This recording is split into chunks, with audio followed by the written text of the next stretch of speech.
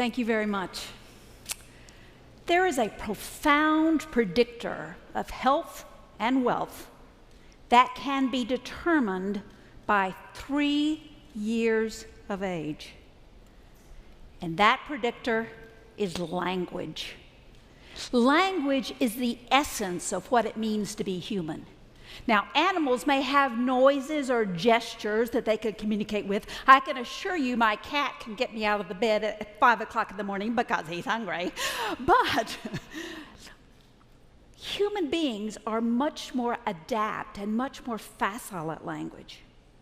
I can tell you that language in the Oxford Unabridged English Dictionary, there's 600,000 different words that English people can know. Lots of people speak more than one language. So the ability of humans is enormous. You never really and truly see a chimpanzee or a rhinoceros reading a book, but humans commonly read books, and we understand language. Babies come into this world acutely programmed to learn all these different words, to learn the essence of language, because language is what makes us human, and quite frankly, language is what makes us survive. There's a huge growth spurt, a huge increase in capacity in the brain by at least a third that occurs in that last part of pregnancy right before babies come into this world. And I can tell you that babies are hardwired to learn different languages. I can tell you that because the important thing about babies is not only that there's the capacity, but how we learn language is from our caretakers. That means mothers and babies have this unique experience. I can tell you from the maternal point of view that I experienced that in my own life. Now, I'm an obstetrician gynecologist. I delivered lots and lots and lots of babies, but the experience of delivering somebody else's baby was completely different than my own pregnancy. Now, I got to tell you, I came to pregnancy and I was already a doctor. I'd known I'd wanted to be a doctor from age 8. I loved it. I was a really good surgeon. I wasn't really even sure I wanted children. And then this pregnancy occurred by choice, and all of a sudden, I was acutely aware of my unborn daughter. All of a sudden, this woman that had been interested in the outside world was only concentrated on my pregnant belly. I wasn't really interested in anything more than 10 feet away from me. The evidence of hardwire is even more profound in babies. What you're looking at is the development of language, because language is the interaction between caretaker and baby. This experiment from the Harvard Child Development Center is about the importance and the hardwire that is existing. This is called the still face experiment. What happened is the mothers are instructed to turn away and then turn back to the child and have a still face. Watch what happens to the baby. What you'll see happening is, first, she tries to engage. Ha, smile, coos, points. That's elicited a response. Points, and then she coos. Ha, ha, ha, ha, hey, ma, ma, ma, ma. And then she reaches out. This is important. This is hardwire. And all of a sudden, she starts to get frustrated. Nothing is catching her attention. There's this screech. Ah! She tries to comfort herself. And then she looks away, tries to disengage, makes one more attempt to get her mother's attention. And then she dissolves into hopeless crying. It's hardwire. The still face experiments are clear indicators that this is hardwire.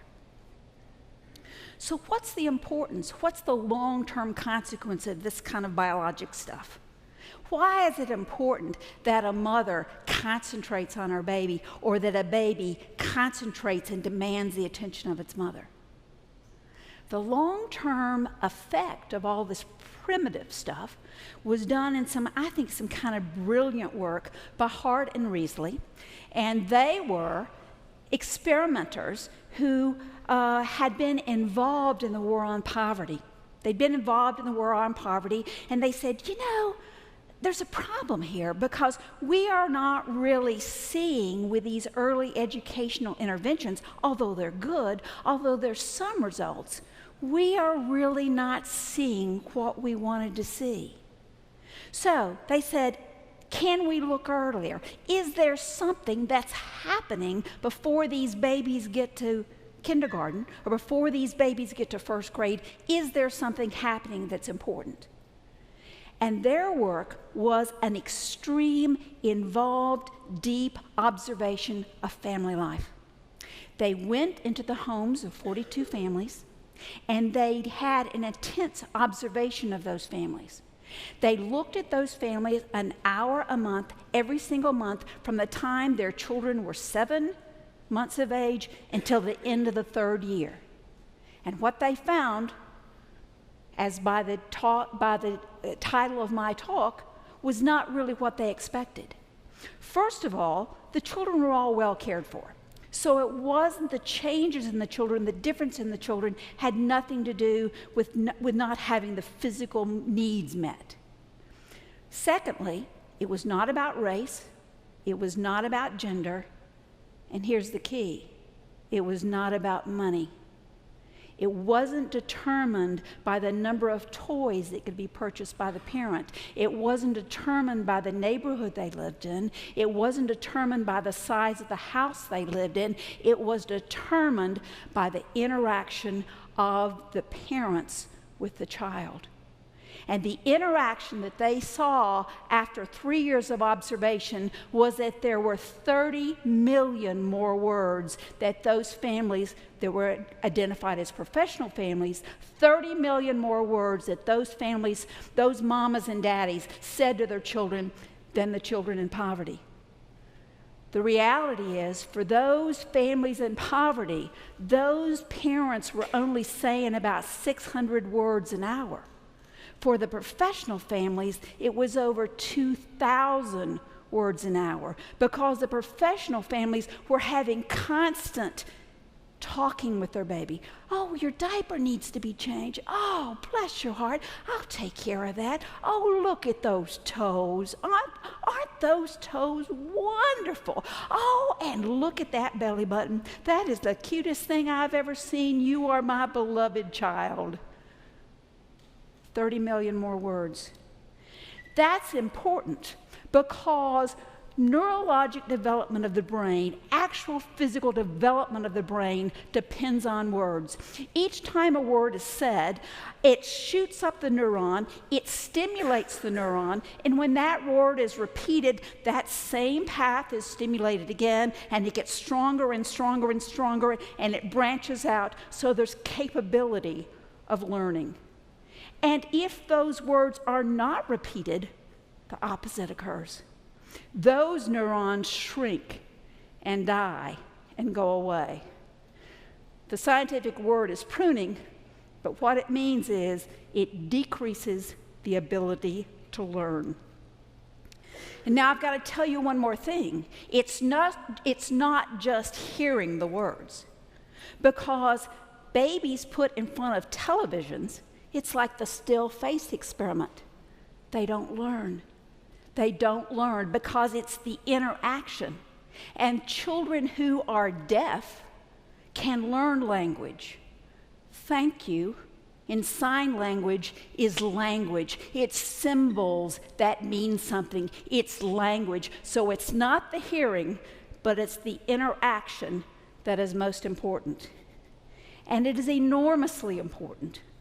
This is a graph of the effect of those 30 million different words on these children.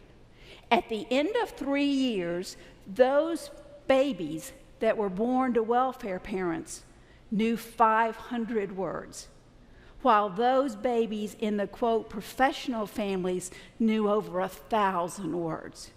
It makes a difference. This whole process is language nutrition. And what it means is that language is absolutely important for the development of the brain. Language is absolutely the basis from which all human learning occurs. If you think about it, what language nutrition really is the development of neurons. The development of the brain is absolutely biologically dependent on language, which leads directly to the ability to read, which leads directly to graduation from high school, which leads directly to college education or high school education. The importance of learning to read, the importance of this language nutrition, is that there were profound effects that they observed that were long-term. It wasn't just short-term, it was long-term. They looked at these same children 5 years later, and they found that they could tell that the gap had increased between those children. It had gone from 500 to 1,000 words to the ability to pass standardized tests at 3rd grade. And why is that benchmark so important? 3rd grade is important in the whole part of human learning because up to 3rd grade, you learn to read. After 3rd grade, you read to learn. If you cannot read on level by 3rd grade, you can't read the text, so you can't keep up. You may never catch up. For those children who are not reading on level by 3rd grade, they're 4 times more likely not to be able to graduate from high school. And remember this language nutrition model? If they can't read, they don't graduate from high school, and that leads directly to a problem of success in the society. If you're really behind in reading, there's a 6 times greater chance that you won't graduate from high school. Now, the problem in Georgia is that 70% of Georgia's children do not read on 3rd grade level. 70%. That has profound implications for the state and profound implications for the individuals that are involved. There's this ranking called Americans' National Health Rankings. And in those health rankings, there are 2 clusters that keep me up at night, 2 clusters that as a state health officer I worry about. One cluster is about infant mortality and prematurity and all that, and we've made some progress there, and that's a talk for another day. The other cluster, where they were the very bottom of the pack, where we're in the lowest 10 in the country, has to do with this whole business about literacy at 3rd grade. We have high numbers of children in poverty, high numbers of failure to graduate from high school, high numbers of income disparity, lack of health insurance, underemployment, unemployment, all of this because of our lack of ability to read on level at 3rd grade. Also, as a state health officer, I can tell you that is unacceptable. It is unacceptable, especially since I know it's not the neighborhood, it's not the income, it's not the genetics, it's the exposure to language, the early exposure to language. So we're involved in a public-private partnership called Talk With Me Baby. And this is to solve this problem that we have here in Georgia.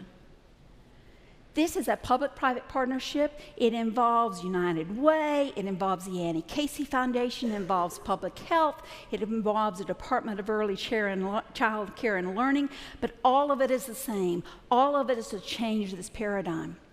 For example, the Marcus Foundation, which is one of our partners, they're involved in developing the tools to teach healthcare providers, to teach nurses and hospitals and doctors how to tell their patients about this importance of early learning and also how to tell their patients how to do it.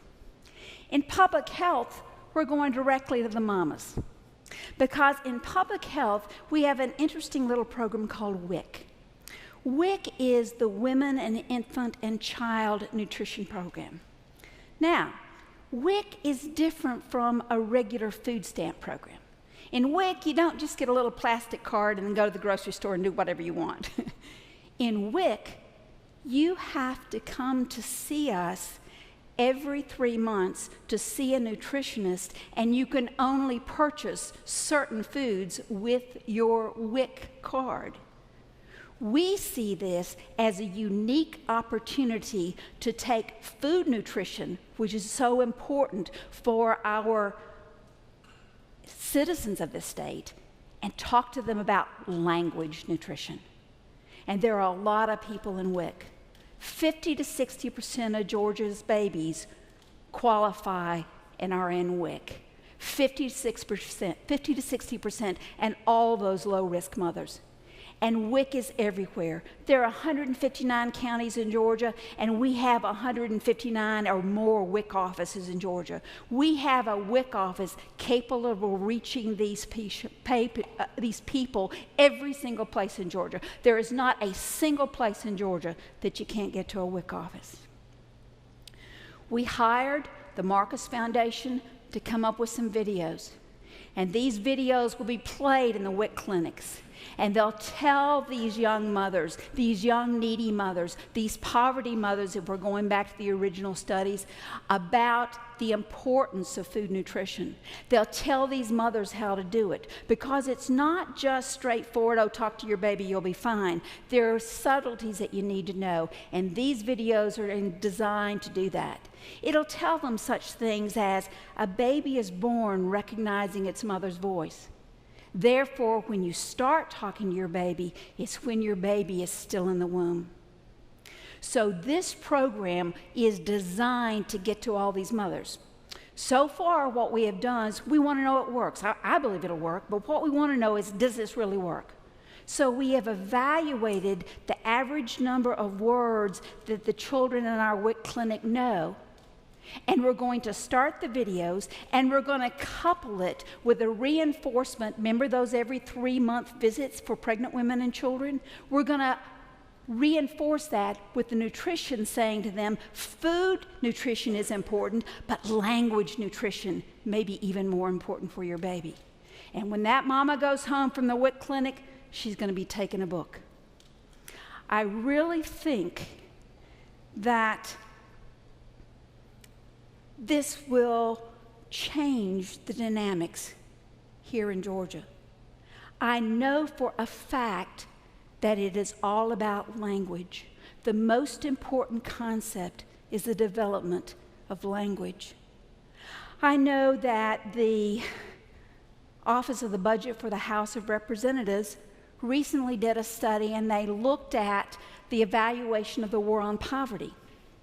That was started back in the 60s, and according to the Budget Office, we've spent $5 trillion on it. And here's what's happened to the poverty rate. In 1965, when it started, the poverty rate was 17.3. In 2012, after $5 trillion, it is 15. That's not much progress. I present to you, I think the problem is we didn't look for the answer to the problem early enough, and we weren't including language. We have to include language. Language is the very basis of solving the problem of poverty. Life expectancy at the time of Christ was 20 to 30 years. Life expectancy for human beings 1,000 years later was 20 to 30 years. Today, you people sitting out there, your life expectancy is 80 years or more. You've survived birth, you survived learning to drive as a teenager, and you have a great chance of living to 80 or more. That expected change in life expectancy is not because of bypass surgery or CAT scans, Bypass surgery and CAT scans are great. They may add a year or two, but those transformational changes are from more basic, primary, primitive public health initiatives. Those changes in life expectancy are from clean water and an effective sewer and vaccinations and the development of antibiotics. I can tell you that in 1900, the things that were killing us, the three killers of human beings in 1900, was pneumonia, TB, and diarrhea. And I can also tell you that the things I mentioned, clean water, sewers, vaccinations, antibiotics, those are responsible for the expected change in life expectancy. I can also say to you that I believe that we are on the precipice of the next transformational change in public health. That transformational change, I truly believe, is the deep understanding of the importance of language development and the determination that we have absolutely universal, effective, early language development. My message to you as a state health officer of Georgia today is really simple, but I think it's important. And my message to you is talk with your baby. Thank you.